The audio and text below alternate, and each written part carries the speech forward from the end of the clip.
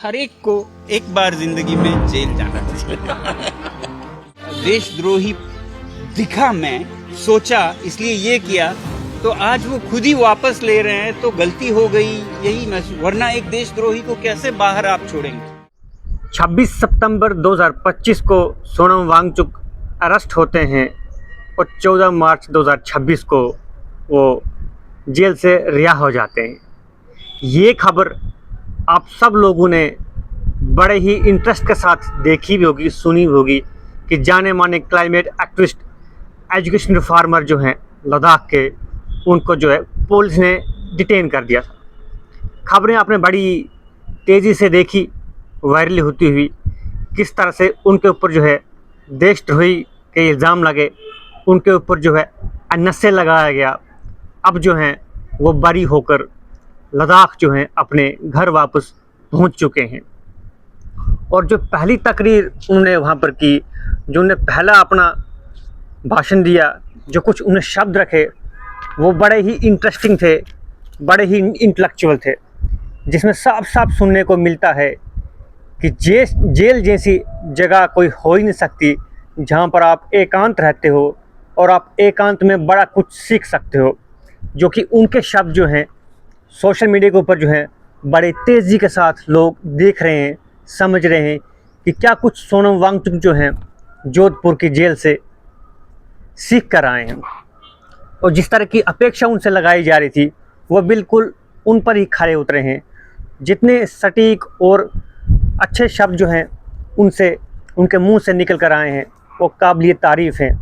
और काबिल तारीफ़ इसलिए हैं कि जो डिमांड्स लद्दाख की थी वो अभी भी उनके ऊपर खड़े हैं। और डिमांड्स क्या थी? 6 शेड्यूल और स्टेटहुड का दर्जा, और जो अन्य अनेक उनकी और मांगे थी वो उनके ऊपर अभी भी अड़े हुए हैं। 35 दिनों के उन्होंने अनशन किया था, जिसके बाद वहाँ पर बहुत बड़ा हंगामा हो जाता है, प्रोटेस्ट हो जाता है, जिसमें 4 लोगों की मृत्यु हो जाती है और 80 से ज़्यादा लोग जो हैं ज़ख्मी हो जाते हैं। उसके बाद जो है सोनम वांगचुक को अरेस्ट किया जाता है, जिसके बाद उनके ऊपर बड़े अनेक अन्य तरह के आरोप लगाए जाते हैं, जिनमें से एक देशद्रोही का आरोप था। काफ़ी सारी मुसीबतों के बाद जो हैं अब सोनम वांगचुक जो हैं लद्दाख वापस पहुंच चुके हैं और अपनी मांगों के ऊपर अड़े हुए हैं। ये सब बातें आपको बड़ी बेहतरी से पता है, बड़े अच्छे तरीके से पता है, तो ये सब मैं बातें कर क्यों रहा हूँ।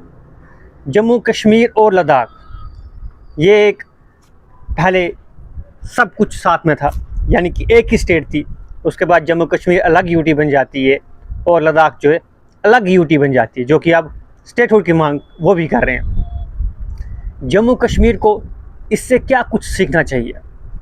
जम्मू कश्मीर को इससे बहुत कुछ सीखने को मिलता है। यहाँ पर भी हंगर स्ट्राइक बीच बीच में देखने को मिलती है, स्टेटहुड को लेके प्रोटेस्ट देखने को मिलते हैं, और बड़ी सारी और डिमांड्स को लेके प्रोटेस्ट देखने को मिलती है। इनमें से 35 से है 370 है, जिसके ऊपर बात करके मुझे लगता है आज की डेट में कोई फ़ायदा ही नहीं है। लेकिन जब भी असेंबली का सत्र चलता है तो इसके ऊपर जो है बातचीत वहाँ पर हमें देखने को मिलती है, जो कि अननेसेसरी आम लोगों का समय जो है बर्बाद किया जाता है। जो आम लोगों के मुद्दों के ऊपर हमारी बात होनी चाहिए वो बात वहाँ पर नहीं होती है।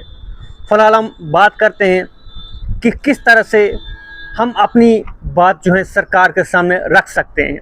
ये सीख हमें लद्दाख से सीखनी चाहिए, सोनम वांगचुक से सीखनी चाहिए। जब आप उनसे मिलते भी हो तो आपको ये अंदाज़ा हो जाता है उनकी कद काठी का, क्योंकि मैं भी 2-3 बार उनसे मिल चुका हूँ पर्सनली, जब हम उनके लद्दाख में उनके सकमोल स्कूल में गए थे। जिस तरह की वो सोच रखते हैं, जिस तरह की वो बातें करते हैं, वाकई में लगता है कि कोई काबिल तरीन इंसान है। और वो उनको एक साइंटिस्ट भी माना जाता है, जिनके ऊपर इंस्पायर्ड 3 इडियट मूवी जो बनी है कहा जाता है। अब वो जेल से बाहर हैं और अपनी जो जेन्युइन डिमांड्स है उनको लेके फिर से उसी तरह से अब अपने काम में लगे हुए। और अब उनके जो बयान हैं बड़े ही प्यारे और बड़े ही अच्छे अंदाज में जो उनने बोले हैं शब्द अपने, वो बड़े ही देश को अच्छे लग रहे हैं। ये सब कुछ बातें जो वो वहाँ पर आज कर रहे हैं, उससे हमें भी सीख लेने की ज़रूरत है कि किस तरह से अपनी बात जो है सरकार से मनवाई जाती है, किस तरह से 6 शेड्यूल के लिए बात रखी जा सकती है, किस तरह से स्टेटहुड के लिए बात की जा सकती है, किस तरह से अपनी नौकरियां बचाने के लिए बात की जा सकती है। ये सब बातें जो है जम्मू कश्मीर के लेजिस्लेटिव असेंबली जो में जो जितने भी हमारे एमएलए हैं, यानी कि 90 के 90 एमएलए जो हैं, उनको उनसे सीख लेनी चाहिए कि किस तरह से अपने मुद्दों को लेके, अपने जो हकूक़ हैं उनको लेके अगर हमें सब कुछ हमें चाहिए तो हमें जो है लद्दाख से सीख लेनी चाहिए। क्योंकि इस समय सोनम वांगचुक जो हैं बाहर हैं और अब जो हैं उसी दिन अपने मन को बना के तैयार बैठे हैं और 6 शेड्यूल लेने के लिए तैयार बैठे हैं, स्टेटहुड के लिए पूरी जद्दोजहद से अपनी बात रख रहे हैं। और हमें ये लगता है कि आने वाले समय में कभी न कभी जो है उनको 6ठे शेड्यूल में ऐड भी किया जाएगा और उनको जो है स्टेटहुड का दर्जा भी मिल सकता है।